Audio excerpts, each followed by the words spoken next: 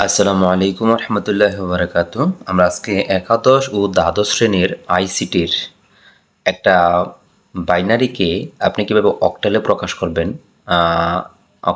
করবেন সেটা আমরা আজকে নিয়ে আসলাম। আপনাকে বাইনারিকে অক্টালে প্রকাশ করতে গেলে এই যে এখানে আমার পাশে দেখতেছেন কতগুলো সংখ্যা লেখা আছে, এরকম সংখ্যার আপনার মানটা বুঝতে হবে। তাহলে আমরা আপনাকে সহজে বুঝতেছি আপনি এই মানটা কীভাবে ধরবেন। তাহলে আপনি প্রথমে যেই মানটা আছে এই মানটা ধরতে হবে 1। তারপরে 2 নাম্বার যেই সংখ্যাটা আছে ওইটা হবে 1 এর ডাবল 2। 3 নাম্বার যে সংখ্যাটা আছে ওই সংখ্যাটা হবে 2 এর ডাবল হলো 4। এবার আপনি এই সংখ্যাটি যোগ করে বসে দেবেন। দেখেন এখানে কোনো মান নাই, তাহলে এর মান হবে 0। দেখেন এখানে শুধু একটাই সংখ্যা আছে, তার মানে এটা হচ্ছে 1 আর কোনো সংখ্যা নাই, এটা মান হবে 1। তারপর দেখেন এখানে 0 1, তাহলে 0 দাম নাই, তাহলে 1 হলো মাঝখানের হলো 2। তারপর দেখেন এখানে আছে 2টা আছে, 1 1 মানে প্রথমে 2টা, তাহলে প্রথমে এটা মান হলো 1, তারপরে 2 নম্বরটা মান হলো 2, তো 2 আর 1 যোগ করলে হয় 3। তারপরে দেখেন আমরা এরপরে এটা করব, এটা 0 দাম নাই, 2 1 1 2 নম্বর 3 নম্বরটা, তো 2 নম্বরটা হলো 2, 3 নম্বরটা হলো 4, 4 আর 2 যোগ করলে হচ্ছে 6।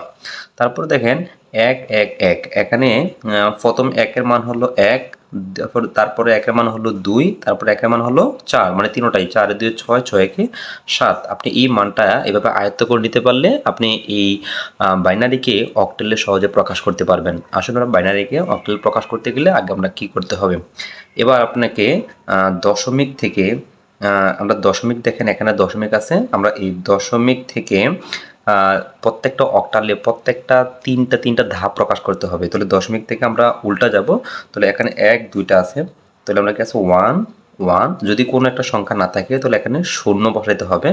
আমরা অক্টালে প্রকাশ করতে গেলে দশমিককে তিনটা মিলে একটা জোড়া বানাইতে হবে, এখানে 2টা আছে আর একটা 0 একটা জোড়া দিলাম, এই দশমিকের দশমিক। এবার দেখেন দশমিকের আগে এই প্রথম 3টা মিললে হলো একটা জোড়া, আমরা প্রথম 3 আমরা কি তাহলে দশমিক থেকে আগের এই 3টা সংখ্যাকে আমরা একটা জোড়া বানাইলাম, তারপরে এই 3টা থেকে আবার 1 0 1 কে আমরা আরেকটা জোড়া, আমরা 1 0 এই 1 কে আমরা আরেকটা জোড়া আমরা বানাইলাম, তারপরে এই 3টা মিলে হলো একটা জোড়া, তারপরে 1 আবার তারপর কোনো সংখ্যা নাই, তার মানে এটার সামনে আরো 2টা 0 দিয়ে জোড়া মিলাইতে হবে।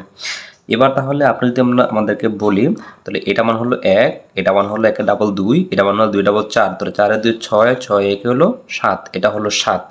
এটা কত বলেন দেখি, এটা হচ্ছে 1, এটা 1 এর ডাবল 2, 2 এর ডাবল হচ্ছে 4, তাহলে 4 আছে 2 নাই আর 1, 4 আর 1 যোগ করলে হয় এসে 5।